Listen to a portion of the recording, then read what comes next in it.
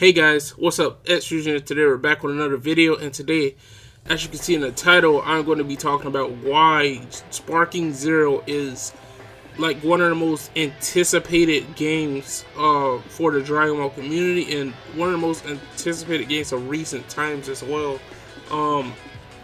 So without further ado, I'm going to go ahead and get out to the first thing I want to talk about, and that is the legacy that the Sparking series holds. I mean, we have Dragon Ball Tenkaichi, Dragon Ball Z, Dragon Ball Z Tenkaichi 2, Budokai Tenkaichi 2, and then we have Budokai Tenkaichi 3, which is a household game for the PS2 era. Whether you was a Dragon Ball fan or not, you probably had Tenkaichi in your game collection. Even if you wasn't like a die-hard Dragon Ball fan, and you probably loved it.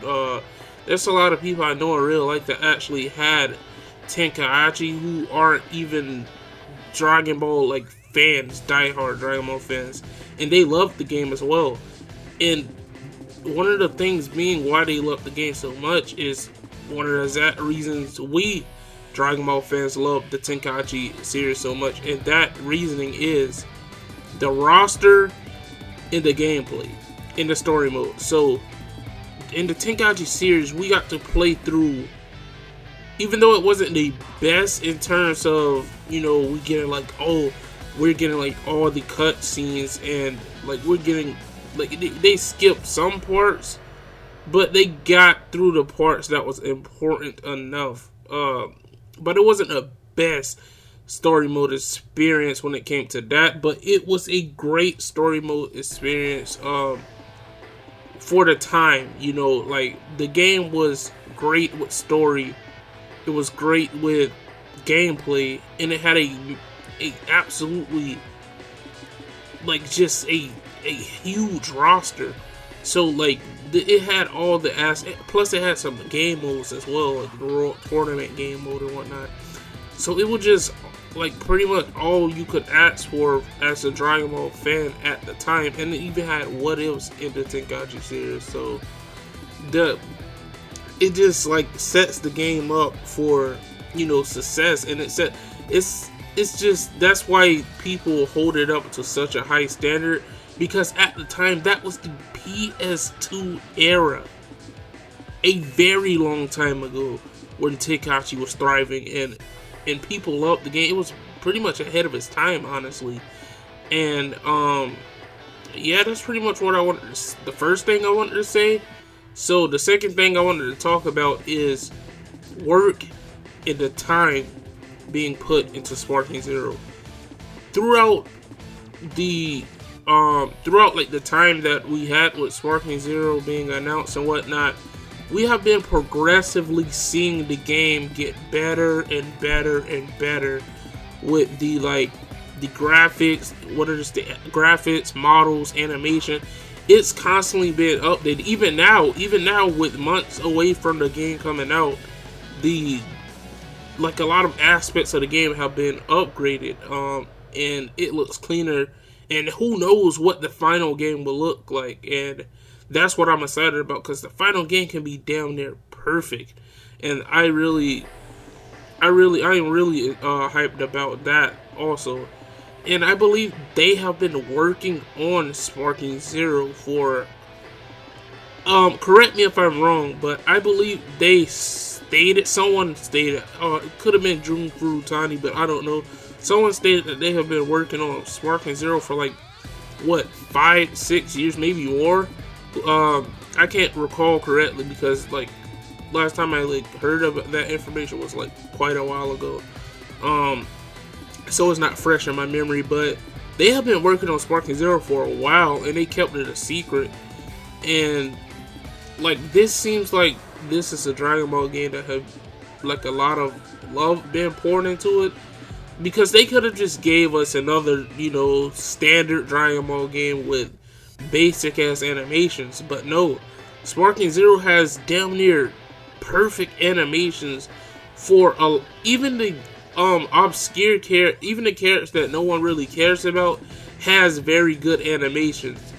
And one of which being Dr. Gero actually has good animations, which like he's a major villain, right? Like he was like a part of the Android saga. He wasn't like he was like the mastermind behind the androids, right? So I'm not discrediting Dr. Gero, but obviously Dr. Gero isn't like, he doesn't really have that many, mains in Sparking Zero. Because I mean he's not that popular as popular as like Cell or something, right? But yeah, Sparking Zero, man, it just has so much time being put into the game that I feel like this has the potential to be the best Dragon Ball game ever made. And that's a crazy thing to say because the Tenkaichi games were still like good, right? And even today you can still play Tenkaichi and still love it. But now we're getting that plus upgraded graphics, updated gameplay, fluid animation, 60 FPS. Like, the game is going to be great, man, and I just cannot wait. But let's get right to the next thing I wanted to say. I wanted to say what ifs. We got what ifs in this game again, but this time we get to choose the decision that we want to make with the story. So as you can see in the it was the Summer Games Fest trailer, I think, where we saw like when they first announced the what if stuff and had a little showcase of it, where you was like on Kami's house. You was at Kami's house at Master Roshi's Island, and we saw like you being able to choose like what do you want to go alone or with Krillin or with Piccolo or something like that. And the fact that we get to do stuff like that. Oh yeah, plus we saw Goku go Super Saiyan against Great Ape. The fact that we get to do stuff like that as well, on top of this being potentially the best Dragon Ball game of all time, that's crazy. Because we get to have what if stories, we get to have a great gameplay experience, a large roster, and we get to see potentially a great online experience. Because when we got the online showcase, I mean, there is no lag. I mean, but it could have been the fact that they was in the same room though. So we still have to see how that is when they are like, you're like far away from someone, and see if the connection still like holds up. But the fact that all of this seems to be working in our favor is fucking phenomenal, honestly. But what in this, the what ifs opens up lots of possibilities for like the game, and like even the DLC, like DLC stories. Daima, what if we get what ifs for the Daima story mode if they implement the story mode into the game?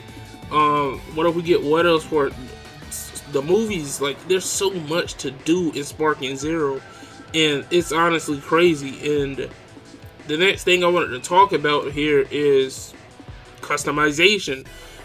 With customization, we got confirmation that we get to customize our characters, pretty much like the old Tenkaichi, I think.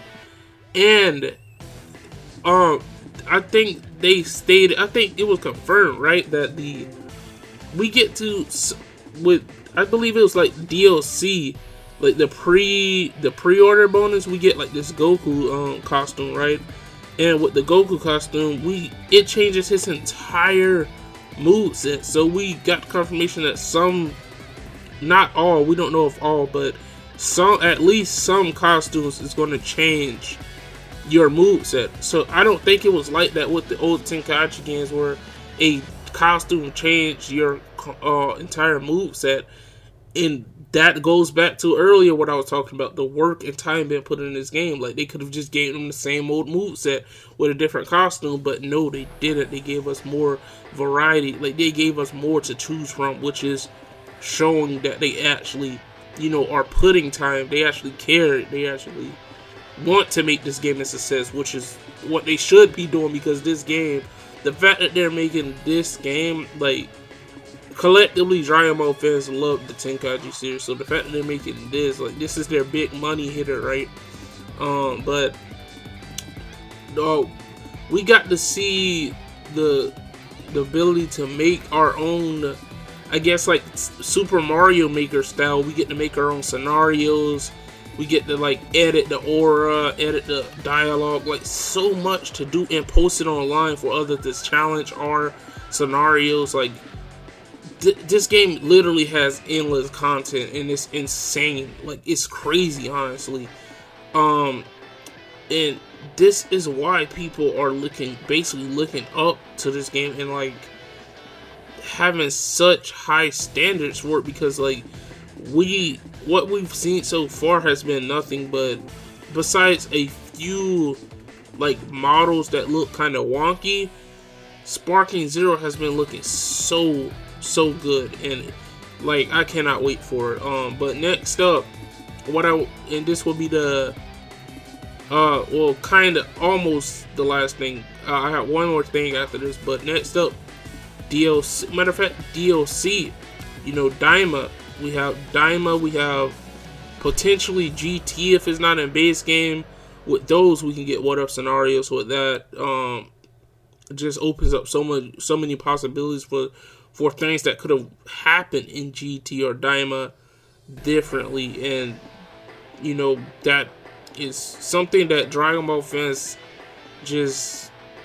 we couldn't ask for more with a Dragon Ball game. Honestly, we just could not ask for more.